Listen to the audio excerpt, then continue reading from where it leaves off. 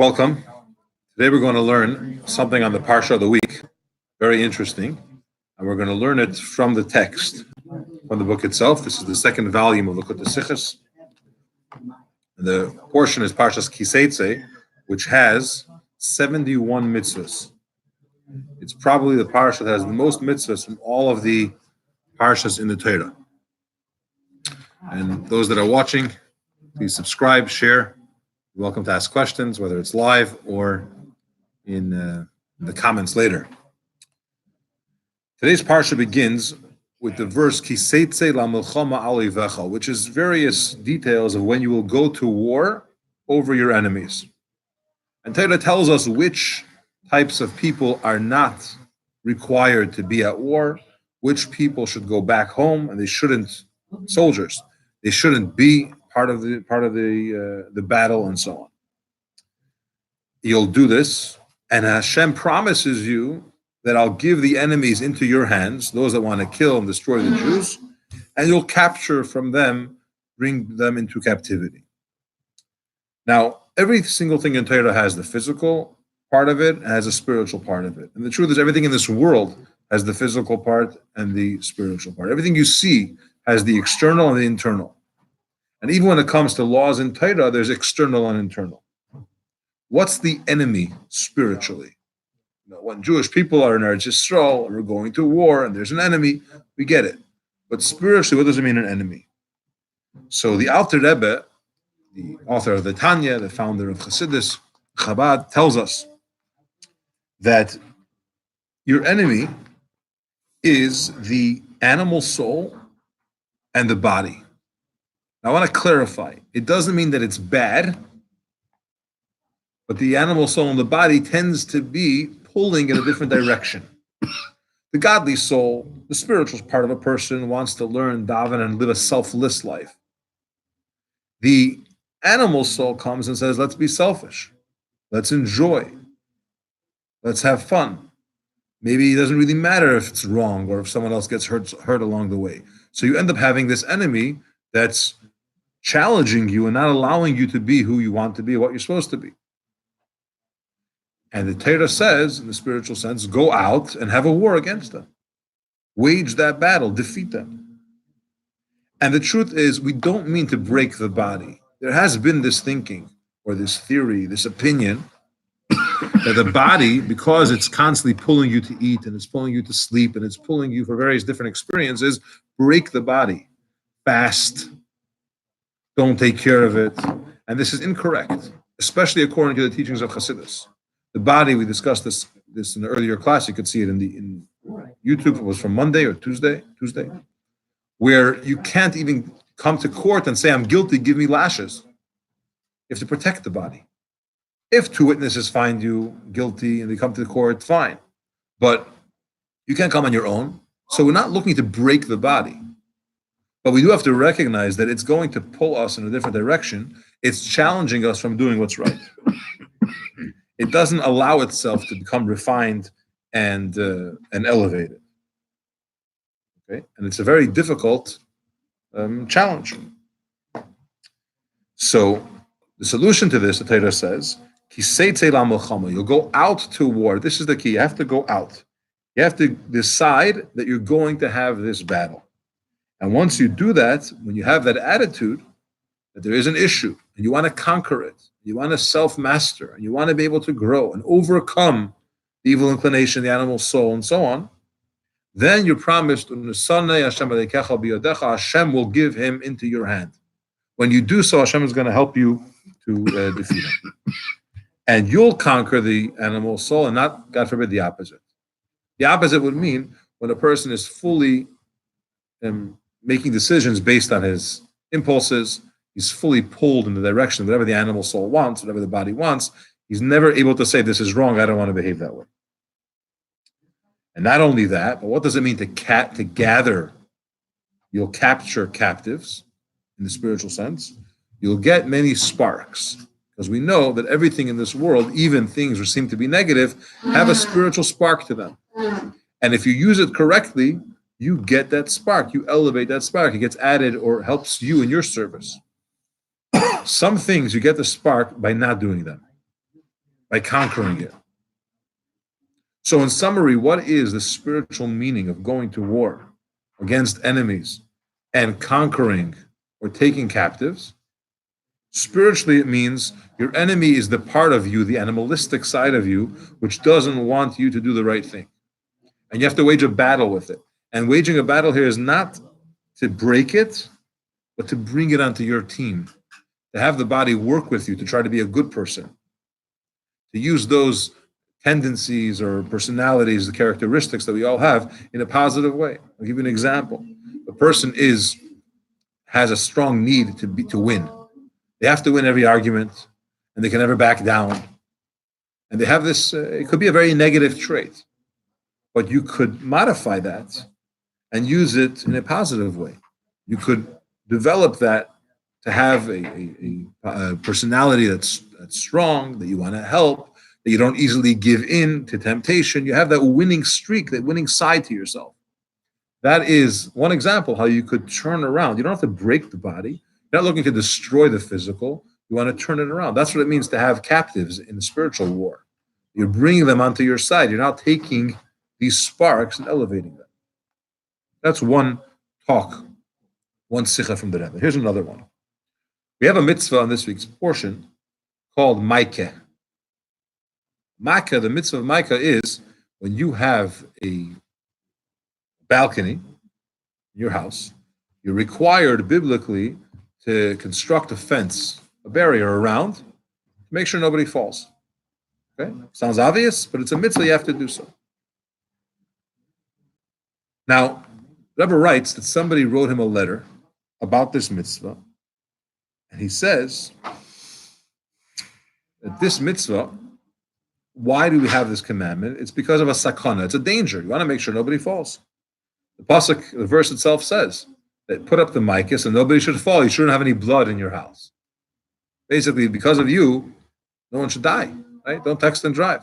That's forbidden. Put a fence around your balcony so nobody should fall off. And the Rambam says, a general principle, that any mitzvah which is here only because of danger, to protect you from danger, you don't make a bracha on it. Okay? So you have every mitzvah that we do have a bracha that we make, right? Putting up a mezuzah, likbaya mezuzah. Right? You eat matzah, you make a bracha to eat matzah, put on film. Every mitzvah has a bracha. The Rambam tells us that when it comes to mitzvahs which are here because of sakana, you don't make a bracha. Okay? But in the very same chapter, the Rambam says that when you put up a maikeh, you make a bracha. Shakidishanu b'mitzvesa v'tzivanu laseis maikeh, to make a maikeh. He says, according to the Rambam's opinion, you actually make a blessing when putting up a maikeh.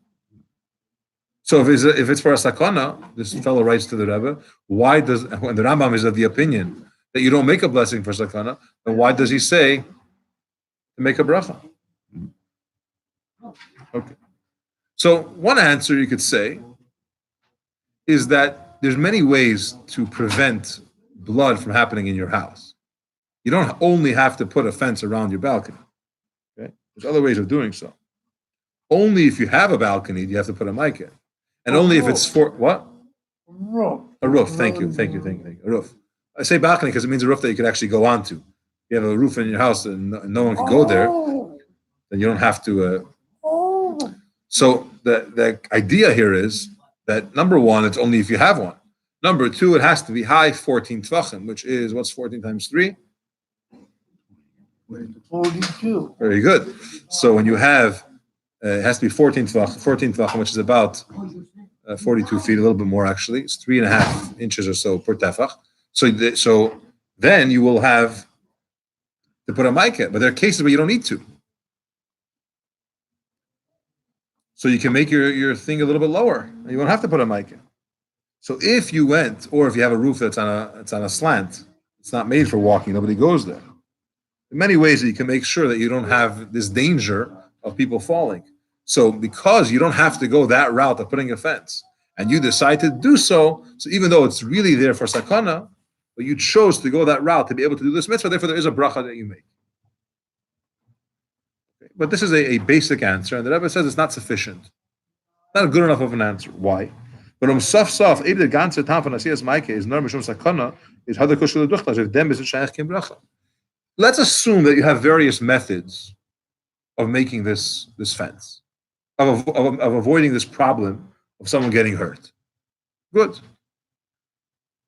But ultimately, in our case, you're making a barrier. Why are you doing it? Because of sakana. Fine, you could have went other routes, but this mitzvah that you're doing is because of danger. Why do you make a bracha on it? So the Rebbe learns that these two verses, making a maikeh and make sure there's no blood shed in your house, they're two separate concepts. It's not a result of put a maikeh and then there's no blood in your house. It's not a reason for making a barrier. Maikeh is a barrier, a gate around. Okay. What's the proof that it's two separate ideas, not a reason for the other? Because the Rambam says a principle in Sharshei HaMitzvahs, that the reasons for the mitzvahs are not considered to be separate than the 613. In other words, if you have a mitzvah, let's assume this was a reason, right? Put a fence around your roof, if you can walk on it.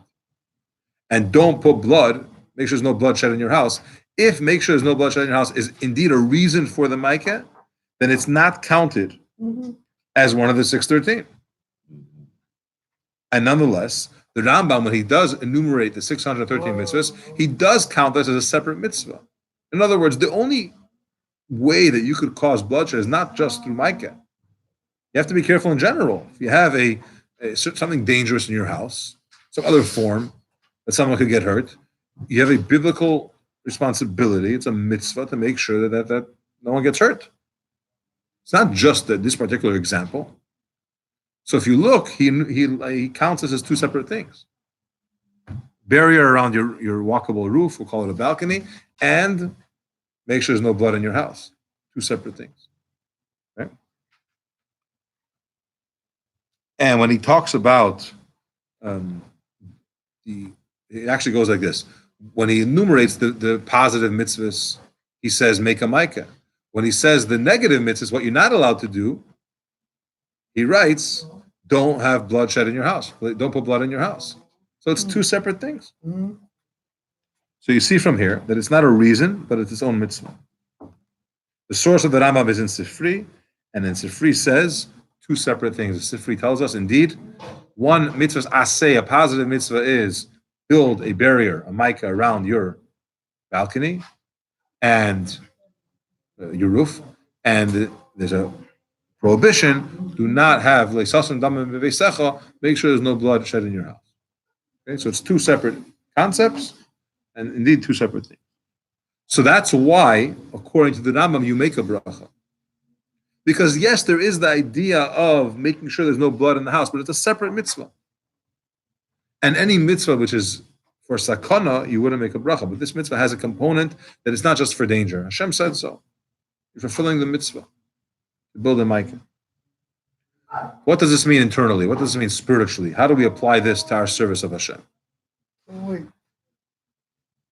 So taking away from makkah the element of avoiding danger?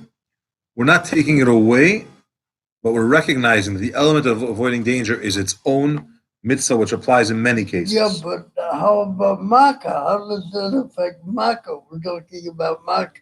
The whole reason why we said that the reason for putting a barrier, a makkah, is because of sakana was based on the fact that pasuk is followed by another pasuk that says "V'lei sasim damim," don't put blood in your house. So now we're saying not like that. But we're saying it's not a reason; it's another mitzvah. Okay. Obviously, it's dangerous not to have a barrier. That inyan from them adam. What's the concept of this in the service of Hashem? What's the lesson when it comes to our work in serving Hashem? When a person is building a new edifice, a new entity, a new structure, it's not enough the barriers that he had up until that point. I don't mean structure literally. Okay? In life, when you start a new juncture, a new entity, a new stage, you have certain things that your habits or restrictions that you have upon yourself that you make sure this helps you to do the right thing in life. you're careful. And this protects you from messing up in certain challenges that you have. And you passed those tests. You were successful. And as a result, you can start to think, listen, things are good. Hashem blessed me. Majority of the years that I've lived so far, I didn't do any sins. A person may say, it's pretty okay, pretty good.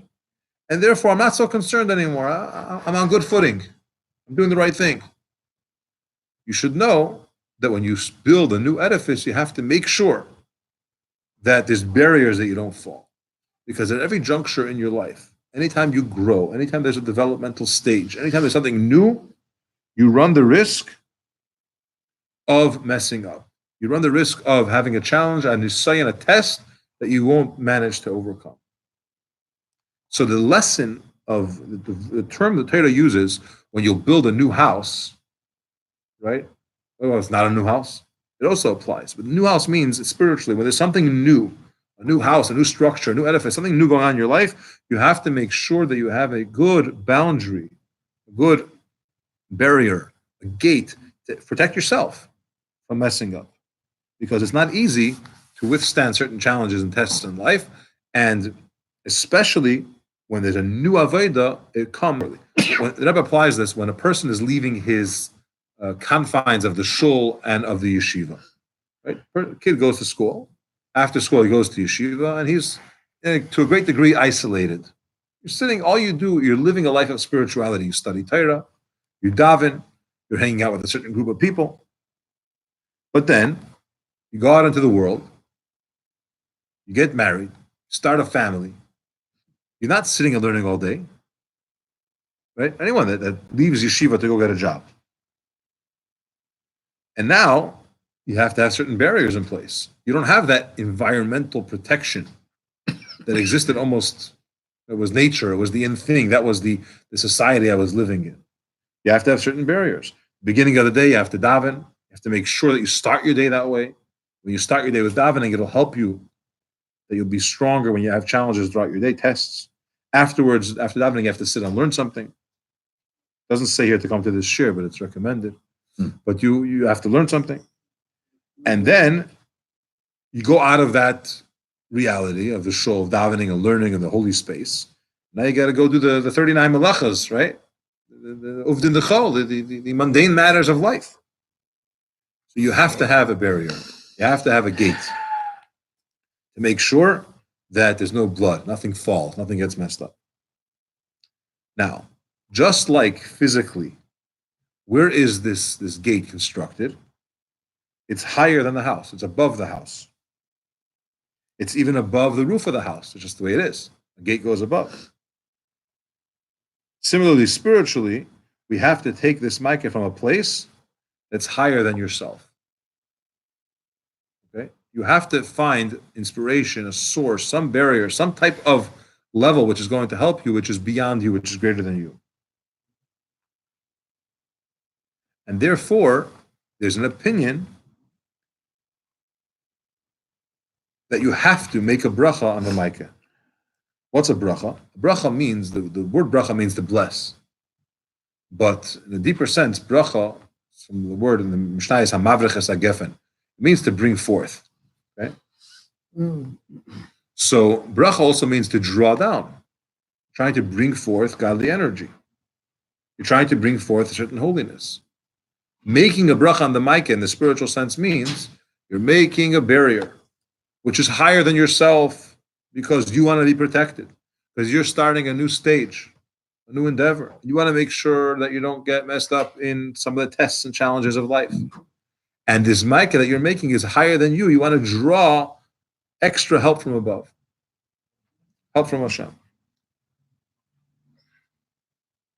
And when we do that, that's how we have assurance that Hashem will help us.